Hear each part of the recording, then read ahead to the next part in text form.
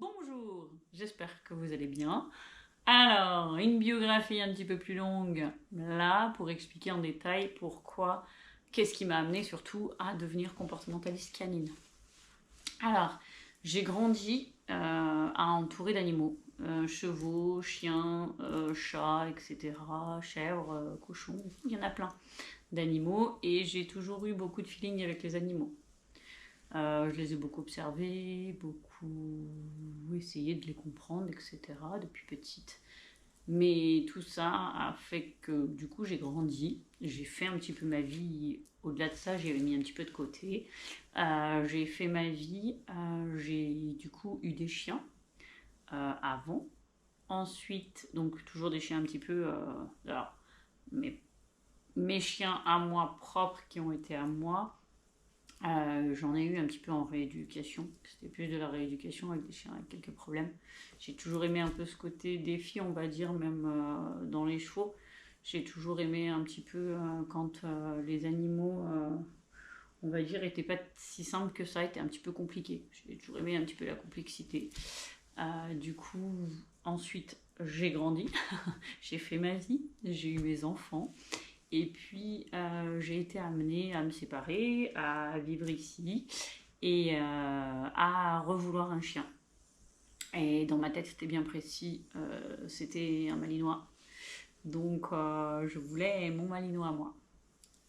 J'ai eu la chance, du coup, d'avoir mon malinois.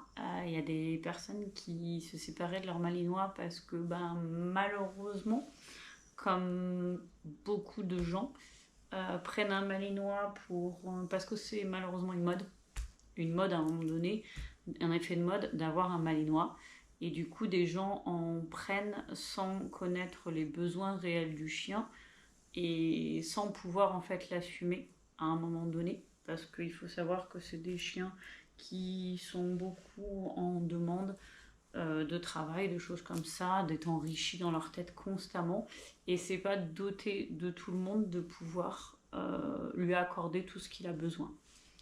Du coup, les personnes s'en sont séparées, ont pris conscience justement que leur chien avait des besoins qui n'étaient pas comblés. Et ben, j'ai eu la chance de qu'elle vienne à moi, tout simplement.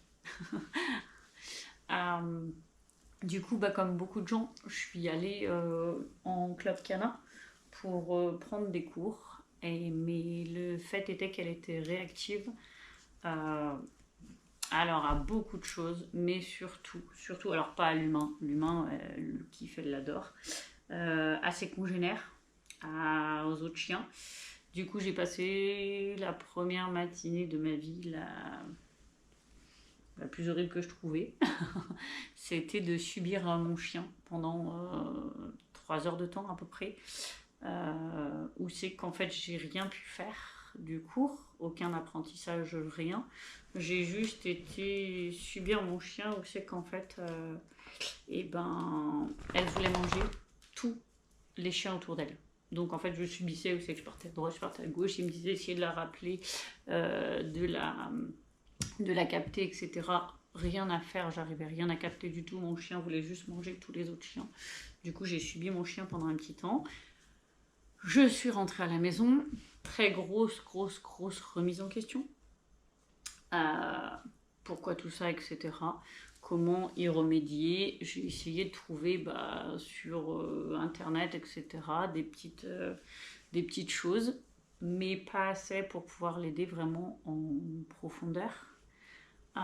J'ai eu pas mal de choses qui surtout m'ont induite en erreur, autant en club canin que sur internet malheureusement. Le fait par exemple, ce qui m'a beaucoup desservi, c'est le fait, c'est une erreur que j'ai faite, que j'ai suivie mais que j'ai faite, qui m'a beaucoup desservi de détourner l'attention de mon chien. Non de dire à mon chien comme quoi il ne pouvait pas aller manger les autres chiens, mais simplement de détourner l'attention de mon chien en lui disant bah regarde ici, j'ai quelque chose de super mieux que l'autre chien. Et ben c'était pas la bonne idée.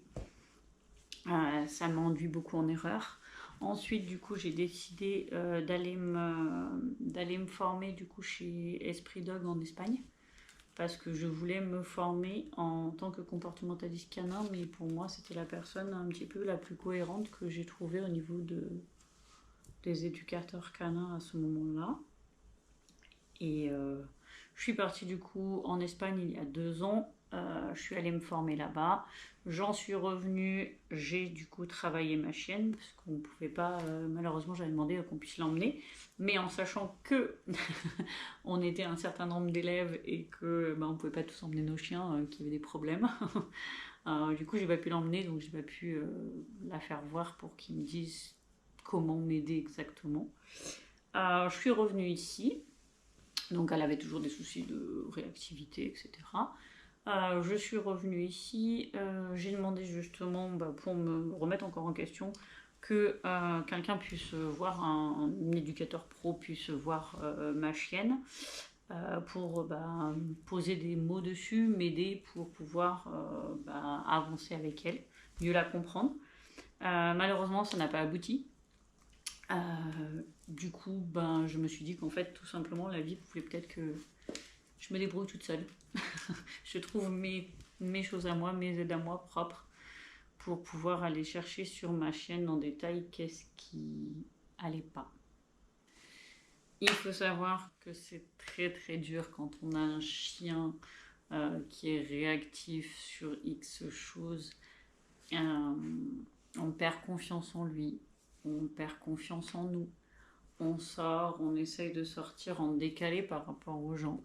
Ça peut être tôt le matin quand il n'y a presque personne, ou tard le soir quand il n'y a presque personne, parce que avoir à faire tout le temps, tous les jours, face au regard des gens, c'est très lourd, c'est très pesant.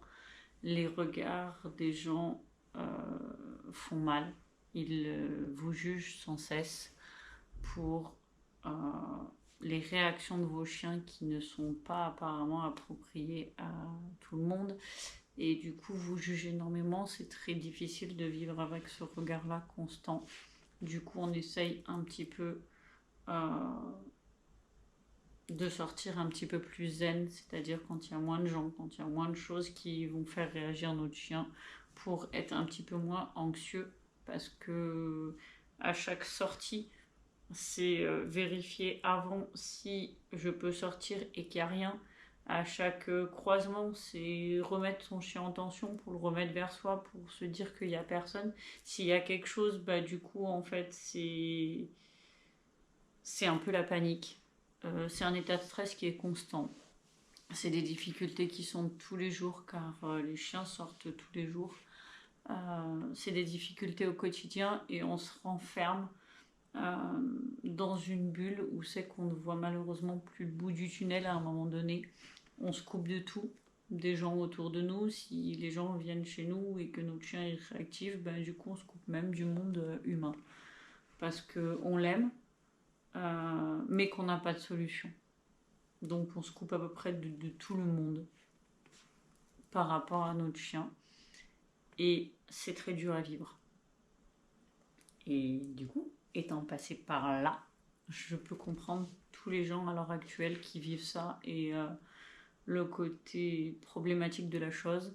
Je l'ai vécu, donc pour moi maintenant c'est grâce à elle que j'ai appris tout ça, c'est grâce à elle qu'on a évolué toutes les deux.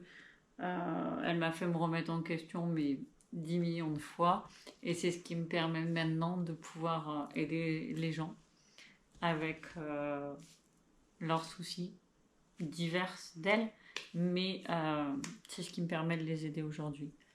Et en général, les personnes que je vois avec de la rééducation, c'est des gens qui malheureusement ont déjà vu des clubs canins, des éducateurs canins, des comportementalistes canins, et en général, ça n'a pas résolu leurs problèmes, mais souvent ça les a empirés.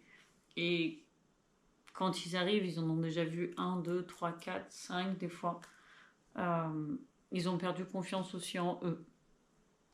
Et de pouvoir changer les choses en 1 heure de temps où c'est qu'ils voient déjà l'évolution de leur chien, qu'ils voient déjà du changement sur leur chien, fait qu'ils reprennent confiance en eux. Ensuite, ben, ils voient les progrès qui sont rapides, qui sont efficaces. En général, ils me disent tous, mais ça, on me l'a pas dit, on me l'a jamais dit, on me l'a jamais expliqué comme ça. Et ce qui fait que tous ces changements-là font un changement d'énergie. Les gens reprennent quelque chose de positif. Le chien en sort super content, super joyeux. Les gens sont pareils, sont refaits. Et c'est la plus belle des récompenses, quoi. Tout simplement, voir quelqu'un qui partait d'être comme moi, où c'est que tu te renfermes sur toi, tu as plus envie de voir personne, tu perds confiance en toi, tu perds confiance en ton chien alors que tu l'aimes le plus au monde possible et que tu le ferais le meilleur pour lui. Euh, Voir que tu pars de ça et que du coup tu arrives à effet inverse, ne plus rien vouloir et après du coup retrouver le goût à la vie, retrouver le goût, la confiance envers ton chien, la liberté, parce que c'est une liberté tout simplement d'avoir son chien et d'être zen, c'est une énorme liberté, de retrouver cette liberté-là, bah, ça fait tout simplement chaud au cœur. Et du coup, c'est pour ça que je veux aider encore maintenant d'autres personnes qui ont pu être dans mon cas et qui ont besoin de s'en sortir et de pouvoir vivre librement, simplement. Voilà, et être zen dans leur vie. Donc c'était tout. Bonne soirée et ou alors bonne journée pour ceux. Et puis ben à très vite s'il y en a qui ont besoin, il n'y a pas de souci, je vous laisse me contacter.